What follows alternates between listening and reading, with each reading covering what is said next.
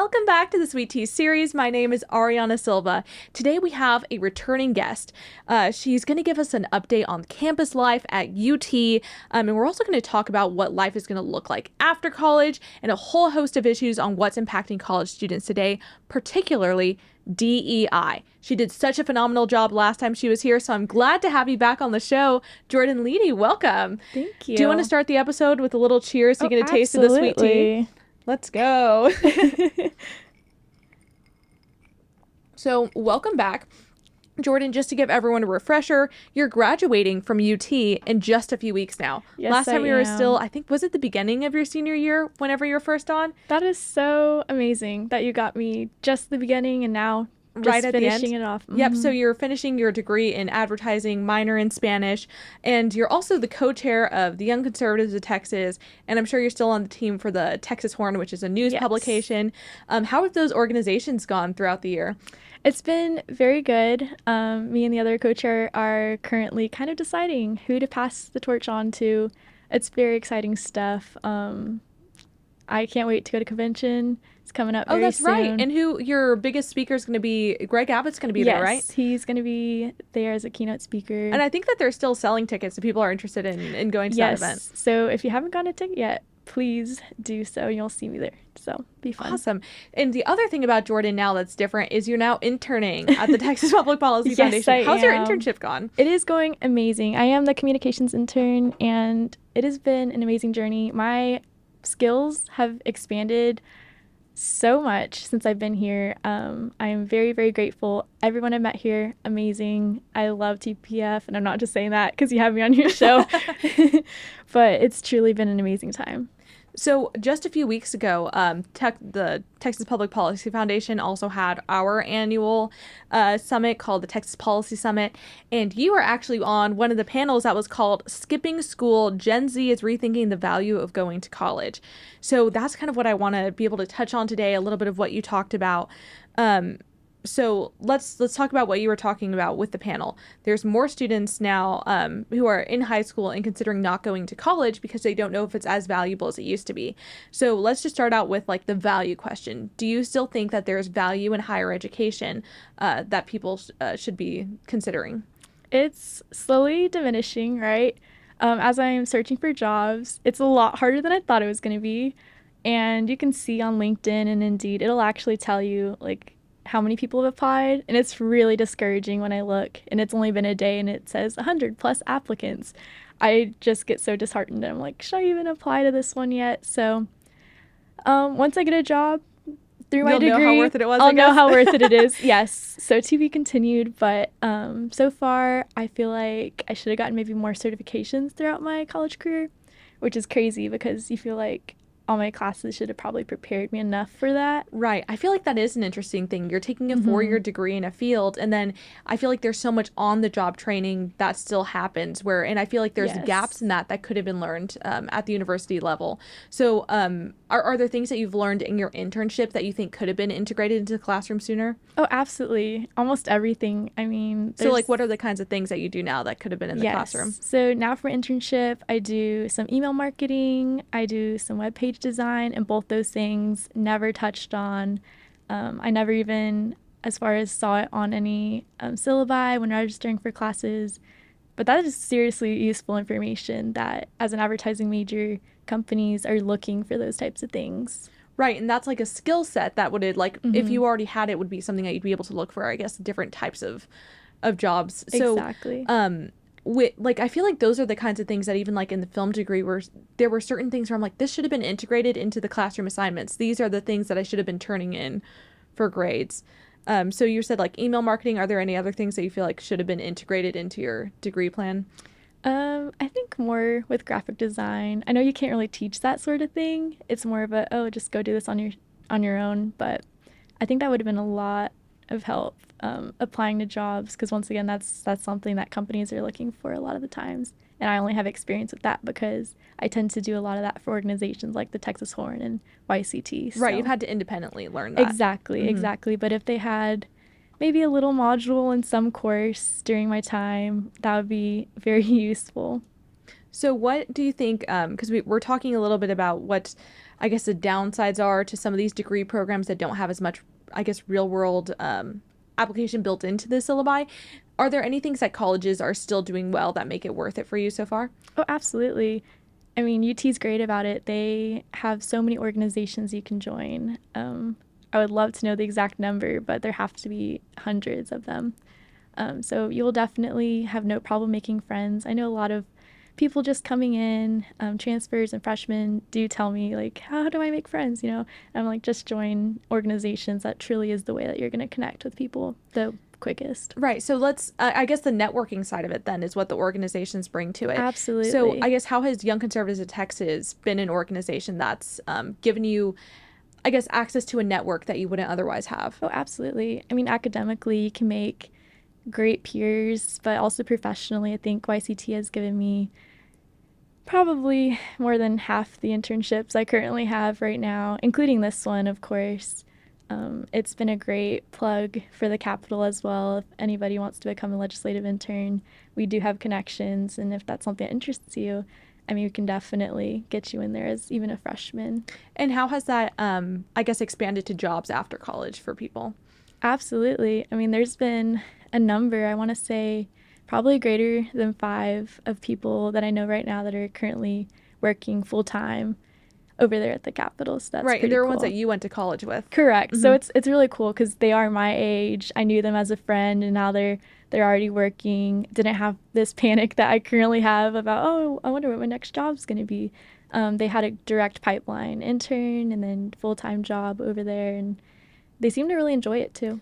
It is really impressive. So while Jordan and I were at Policy Summit, there was this like one time where we sat down at a table for lunch, and we realized that every single person around us was a YCT alumni, and it wasn't just that. There were people who were like former alumni from that who were speaking on the stage, and I guess it just makes me reflect on the fact that college education, what it provides to you, and that networking piece of it is something that you need to take on to make it worthwhile, Yes. because that's the piece that I think is the real plug into like um, getting a job after college. Absolutely. I mean, the alumni for YCT is quite expansive, especially in like the older generations. Yeah, I think even Governor Abbott was an alumni at one point. Abbott was not. One of his Not. chief advisors There is. you go. There you Hmm. go.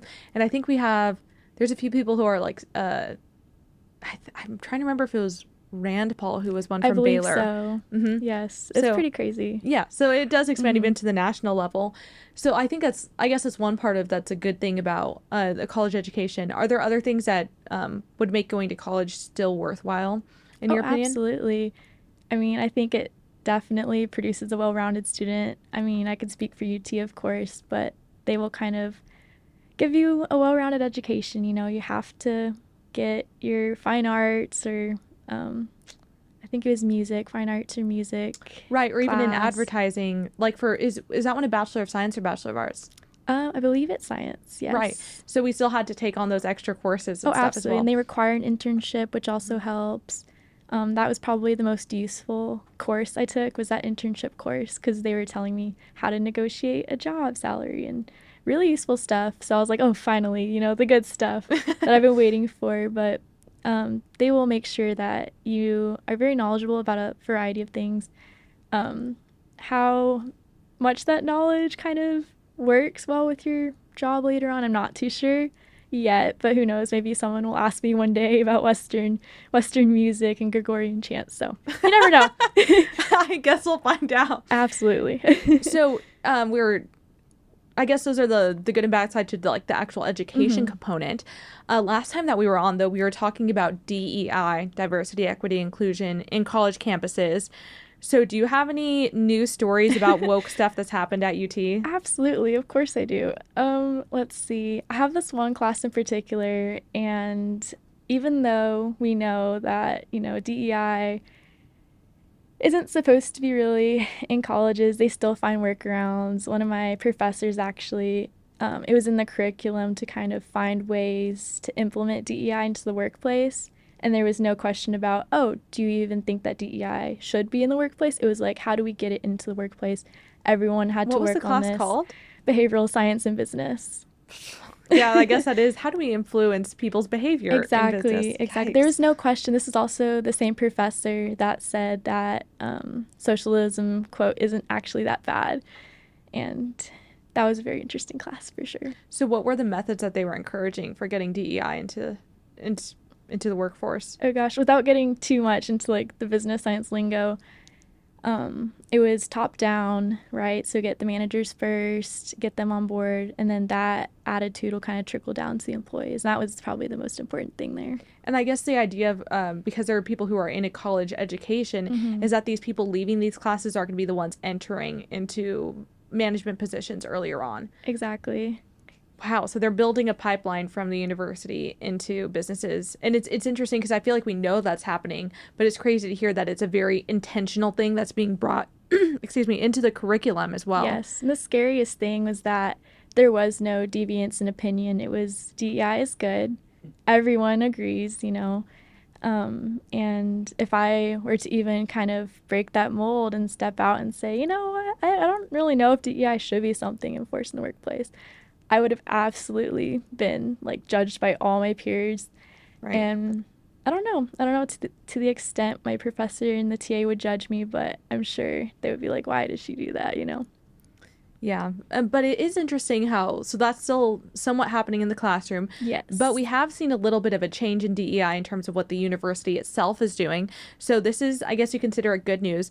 Texas Scorecard reports that after a law banning diversity, equity, and inclusion policies in higher education took effect, the University of Texas at Austin has announced it will be canceling its segregated cultural graduations. So what is a cultural graduation? A cultural graduation, they have a few at UT that I know of, but they're basically graduations for certain communities based on race primarily. So there's like the Black graduation, and I think there's a Lavender graduation, which is also for. That's the LGBT one, right? Yes, correct. I'm sorry. The way that the university puts it is the LGBTQIA plus graduation. Yes, make sure you get that right. Yeah. But yes, they have a few others that are kind of variants of those two, just for different things. It was interesting while I was at UT watching things get more woke. So they had already had some cultural graduations, if we're going to call them that. But I remember that there was one that was like the Latino graduation. And when they decided that Latino is not a good word to use because it's like too it's too patronistic is what I'll say, yeah. And so they had to change it to Latinx. No, but I mean, God forbid you use the word Hispanic, but just to show that that includes all however many genders there are. That was Latinx graduation, so that's one of them. Exactly. Yeah, and I think there was one for Asian students as well. So what was the response from students when that happened? Yeah, of course. I've heard from peers that were pretty sad about it. As to my understanding, I think they cut a lot of the funds. I definitely don't think they eradicated the graduations. I think they're still happening. So I looked into it. It's not being funded by the university. It's being funded by the university alumni. So the Texas X's organization is hosting them instead. That's really crazy. Yeah. Oh my goodness. So UT is not, but UT adjacent is. That's crazy. I wonder how much money that's going to kind of take away from Texas X's. I mean, that has to be a lot for graduation. I mean, either way, I just think that it's promoting this, the segregation aspect of it. And so for me, that's what matters most. And I feel like it's interesting that what they're dividing by is by these racial barriers. And I kind of understand if they were to have a graduation for, I mean, maybe if it was for Spanish speakers to have something where that's in your actual language. But even then, I feel like you're just separating people versus trying to make it more accessible for people when there's a language barrier. Absolutely. So if they had like a copy of the programs that you could get online that had like different languages for parents who are especially international students. So if that was like Spanish, I know Vietnamese is big in Texas too. So I feel like that would be a good way to make sure that people are able to access the same things together and really bring together a community for graduation. But it just makes no sense to me that instead they're segregating them. Oh, absolutely. I mean, graduation's supposed to be a time of unity.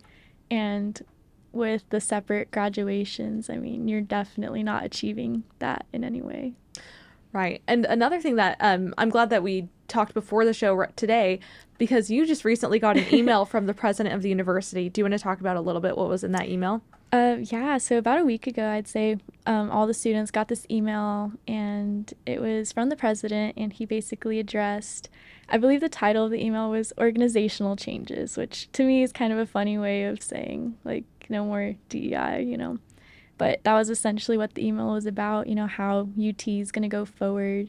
And I actually heard an interesting thing that UT has gotten rid of or even fired like 60 employees. Who were DEI? Yeah, they were the ones running the Yes, DEI programs. yes, So he sent out that email on April 2nd, so I'll be about like I guess 2 weeks whenever we're airing the episode. yes. But it said that they're continuing the division of campus community engagement. There's certain programs that were under that were not DEI affiliated, so those are continuing being moved, I guess, into proper departments they should have been in the first place. But it says that the money is going to be going towards teaching research instead, which I'm really glad about. That's awesome. But the other thing that whenever I was reading through this email, it said that the deans and assistant deans are going to return to their full-time faculty position. So what do you think that means for university Oh, students? goodness. I think that would probably be better for the students if faculty is going to give them more of their care and attention, right? I mean, less of a distraction with the DEI. I think that'll really help students I out. guess so. That's interesting that you see it that way, because I feel like the flip view for me is, I guess yours is, oh, these people are going to get back to work in the jobs that they Yes, should have been in the first place. absolutely. The way I see it is these are DEI trainees who are now just being dispersed secretly into, well, not secretly, but just dispersing that Yes. into these other That's departments, such whether or a not it good has a point. label. I didn't think about it from that angle, but I can see how that might have something to do with people's I hope education. the more optimistic view is what's going to happen, but Mhm. I'll put it this way, I'm skeptical that that's actually Yes. what's going to happen. So let's talk about some of the other issues that you face as a college student. So we both of us, like having gone to UT and you still being there, I think face a different set of challenges in being in college than someone who went to like A&M or Texas Tech in more rural areas. So one of those things is the homeless community that surrounds the University of Texas, and I'm not sure if it's gotten better or worse since I last left there. So how does that impact you as a student? Oh, goodness. I don't know if it's becoming worse or I'm just noticing it more. It's definitely a huge issue. I don't want to make light of it. At first, I thought, like, when I was just in high school, I was like, okay, awesome. I'm going to go to UT Austin. It's in Austin. It's going to be, like, an amazing city, like, music capital, you know. And then I get here and I had a few culture shocks. It was extremely dirty, in my opinion. Yes, I that's think true. Austin was just not the clean capital of Texas that I envisioned. There's a lot of homeless, especially near the university. I think the university does a good job at creating some laws about keeping them out of the university, but they're absolutely next to it and between my home and Right. So UT. whenever you're on campus, you're not really going to encounter anyone who's Pretty homeless. much. But as soon as you walk across Guadalupe onto the other side, all across the Guadalupe streets. is real bad, and that's where a lot of places to eat are. That's where the co-op is, where we get all our apparel and textbooks. So you'll absolutely encounter them. And for the most part, they're pretty nice, I would say. I think most of them are pretty nice, but there's a few that are absolutely crazy or on drugs, and that really scares me. Honestly, I will cross the street and then walk past them, and I'll cross back over just because I'm absolutely like terrified, I honestly. used to have to arrange my walking pattern to make sure that I stayed on campus as long as I could. And I knew Yes. which streets were and weren't dangerous. So like you were saying that you kind of over time know the homeless people who are there a little bit more often. And so you know which ones are like, oh, that guy's going to be fine. He's not going to bother me. I'm like even okay with like saying hi, getting something from him at CVS, whatever. And then there's other ones where I know that it would not be physically safe for, it could potentially lead to a dangerous situation if I were to walk down a different street to Absolutely. go into West Campus, which is where most of the students live, I would say probably, right? In West Absolutely. Campus area. Absolutely. Um, And it's a weird issue because TPPF has some research on this, and we've always focused on the person first approach Mm-hmm. whenever you're working with homelessness, and you really have to look at the cities to be able to address the issues well. And I guess address the issue for people who are homeless.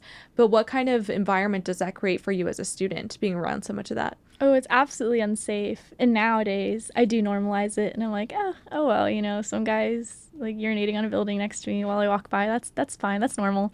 But I invited my sister to come stay with me a weekend, probably a year ago. She was horrified. She's not used to it. She totally kind of reminded me like this is not normal. This isn't how cities should be. And she was equally terrified. Walking down the street, I'm definitely kind of my head's on a swivel, I'm checking my surroundings. I'm absolutely kind of on guard every time I walk. It's never like a leisurely walk through the Right. city unless I'm with another person. And then I'm kind of like, okay. And it depends who you're with. So, like, Hmm. for example, because I mean, how tall are you? I am 5'2".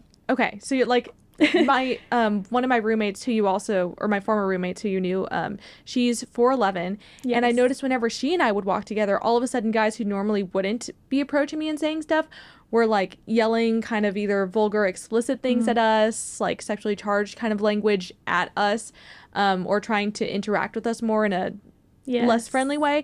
And sometimes if I were to walk alone and depended on what I was wearing, I wouldn't be approached. Or with my other roommate, she's 5'9", and like especially if we were just like wearing jeans, like more bulky boots and jackets and stuff, we never got or it was very rare that we would get approached. So it is Yeah. interesting how like if you unless you are the kind of person that would be like, I guess, targeted and a little bit more vulnerable. I don't Hmm. know if you would know or see the extent of what that looks like. Yeah, I mean, I definitely have some stories. It's always scary taking the bus, right? It's definitely the best option because I don't know. I mean, I don't Oh, have you're a talking car about here in taking the bus Austin. to work here? To work, Mm-hmm. to anywhere pretty much. It is free for all UT students, so I like to take advantage of that. But it's definitely a little more scary than normal. And I've gotten a lot of comments in the buses by just people, I guess, with all their stuff with them, so you can kind of tell where they're coming from. Mm-hmm. And I'm sure they don't mean to be, or maybe they do, but they like say like creepy comments, and I'm just trying to get off the bus as fast as I can because it's an unsafe environment, especially when some of these people, they've hit rock bottom. Mm-hmm. They have nothing to lose. So what's to stop them from doing like anything? Right. It's a very scary environment. And it is complicated because I feel like I've my interactions with people have been like very different, and you kind of have Yes. to suss out and just be cautious. But there's some people who it's going to be easier to interact with, again, even like help if you can. So Mm-hmm. and sometimes even like I remember like nice comments. So like one time I forgot where I was going, but I feel like it was near UT campus, and one of the guys just said, "Excuse me, ma'am, I just wanted to let you know I think you look beautiful." Oh my And I was goodness. like, "Wow, that was so nice and touching." And then yeah, so like there's like certain instances like that, and then I've had different ways of expressing similar sentiments yelled at me on different days, Oh different paths. no. So it's and I remember even downtown while I was interning here at one point, I had to like run back to the building because someone was like chasing us. Oh So my. it's very hard. It's just complicated how you're Absolutely. gonna how to be cautious but also be generous whenever you should be with certain people. Exactly. Exactly. And my go-to towards anyone is, kindness and generosity and understanding, but sometimes you can't live in that naive world, especially here in Austin. Right. I remember particularly, do you remember that Target right near UT, the small Hmm. one? Okay, so that It's like a one, little underground it's Target that's right by UT. It's so very small, cute. weird. Hmm. Yes, that one. So, yeah, no, there was some guy that came up to me, my roommate, one day, and he was talking like absolute nonsense. I never heard anyone talk like that before. He would kind of go for 5 seconds and then he'd switch topics.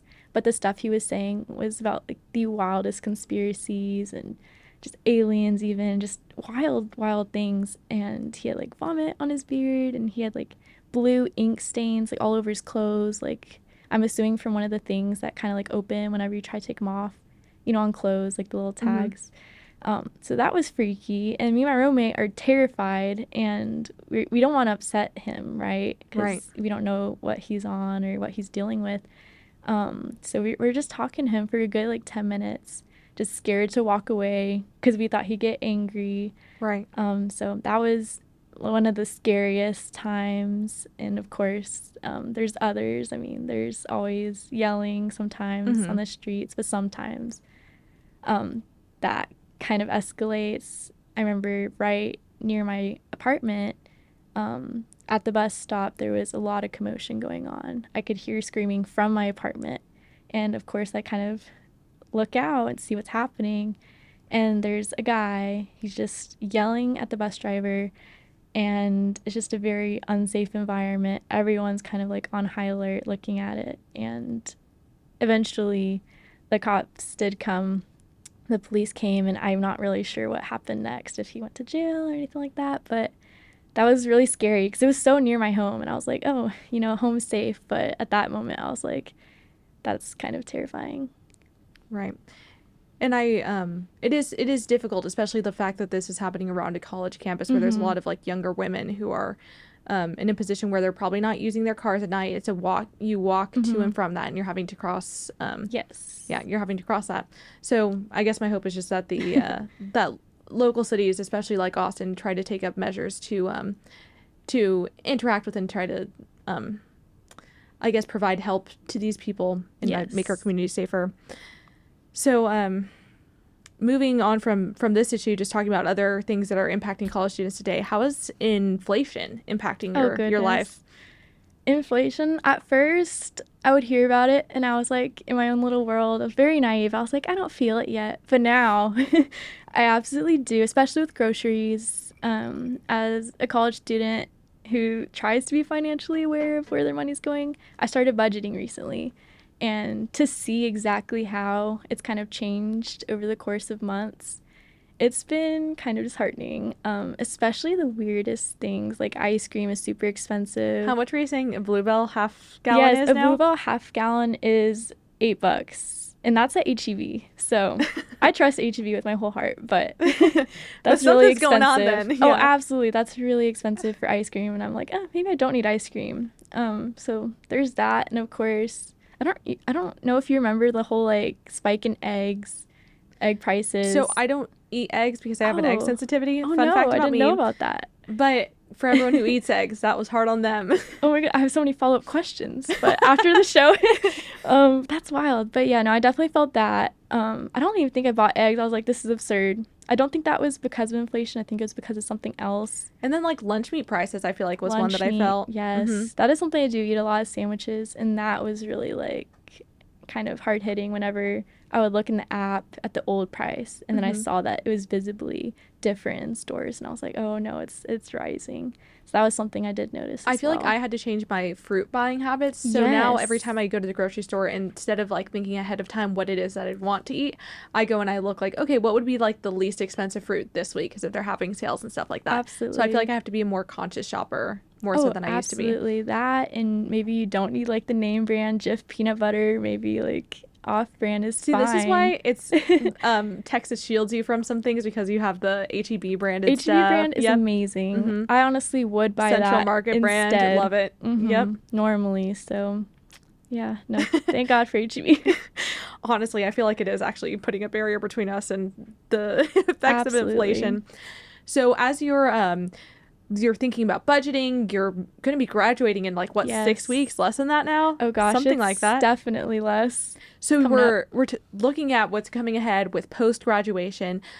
I wanted to talk to you a little bit about your thoughts on what's happening with joining the workforce, and specifically a trend that people have been talking about on TikTok and online. Have you heard of someone refer to people as like their work wife or work husband? I absolutely have. So I want to show one quick video here to explain, like, well, actually, let me like talk about what it is first. Okay. So the work wife is, it came from this idea of like, oh, this is a person I hang out. They're like my work friend, but like they're of like the opposite sex. So I'm going to call them they're just my work wife, my work husband. And if your reaction to that is, oh, that's a little bit weird, well, people online are agreeing with you. So go ahead and check out this video. Oh, it's my work wife. Oh, the infamous work wife. Hang on, I'll introduce you. Oh, Hey. hi, hubby. Sorry, I meant to introduce you to Ellie. Oh my God, Ellie. Hi, so nice to meet you. I've heard so much about you. You too. It's nice to put a face to the name. Where's my proper good morning? Oh. Hi. What are you doing? What? Why did you kiss her? Because she's my work wife. I'm your wife? You okay, Ellie? Nah, not really. You're kissing my husband. He's my husband too, he's my work husband. That's not a real thing. Well, our work marriage license would say different. You got married? Yes, I told you that. No, you didn't. How was it even legal? We just came back from a honeymoon. What are you talking about? I told you, I said we went on a honeymoon to Fiji. I thought that was a continuation of the joke. I have been nothing but transparent with you, and now I feel like you're making me out to be the bad guy. Transparent is not the word I'd use, Rowan. I even told you well in advance when we took out our work mortgage. Wait, now, so you own property together? Like, I mean, what else am I missing? Hey, darling. son. Son? Yeah, it's our work son. So I'm glad that I'm not the only one who's like, oh, this is a weird concept and this is kind of a little bit what it implies. What do you think as someone who's not in the workforce yet but hearing about that kind of goodness. stuff? It's absolutely weird. If I get in the workforce, or when I get in the workforce, right? And someone has a work wife or work husband, I would absolutely kind of, even subconsciously, if I don't mean to, I would judge them on that a little bit. That is so weird. I actually had to confront two of my friends who were Oh, calling no each other way. that. Oh, And I was no. like, hey, you should stop. That's weird. It's really weird. And I'm kind of wondering what generation that would be even. I feel like it's millennial I and was older gonna Gen Z. say, yeah, it's just the weirdest It sounds like thing. something they would do. It's almost like normalizing like workplace infidelity almost. Kind of, in a and way. I think it's also showing how people highlighted their work life so much and like used everything to serve this work life that they had to incorporate this idea of a work spouse because they don't have that to fulfill. Like their work is their end all be all, so they're incorporating it into their work versus their work being the thing that supports their life and their families outside of it. Oh, absolutely. It's just a really odd thing. And I hope it's just more of one of those trends that's actually a joke. But I don't think this one is. No, people have been calling it that for a while, and I'm so glad that there's. And I was watching a few other videos of people mocking the work wife idea and kind of Good. showing what the end of it is. So I'm glad that there's a trend leaning in that direction. Oh, absolutely. I haven't encountered it yet, but you never know. I should introduce you to the Hopefully friends who are this the trend work hopefully spouses. this trend dies soon. And actually, so that the people who I was talking about, after I talked to them about it, and one of them was started like dating someone, and they're like, Okay. "Oh yeah, this is kind of weird that I call this person my work spouse." And if you think Yes. like, would you be comfortable if like your Oh. boyfriend were to call someone that? That is raising an interesting question. Absolutely not. I would definitely not be appreciative of that. And vice versa. I mean, I would even feel weird calling someone my work husband. I think that's way too far. But yeah, you did bring up an interesting point. Maybe if you were single, it could be like a way of flirting with another single coworker, subtly-ish. That would be probably the most acceptable. But if you have like a boyfriend, girlfriend, or spouse, that is really, really weird. Right. And if you're in a position as well as like a young person who's wanting to be open to dating, it's not something that I would encourage, like behaving in a way that would like discourage your ability to date Oh, more absolutely. freely. It's definitely cutting off options, I'm sure, to hear someone call, this office crush a work wife. That is really absurd, I have to say. Yeah. Well, as we're wrapping things up today, I kind of want to go into a little bit of an advice segment. So now you're on the tail end of college. What is something that you would want to tell your former self going into freshman year?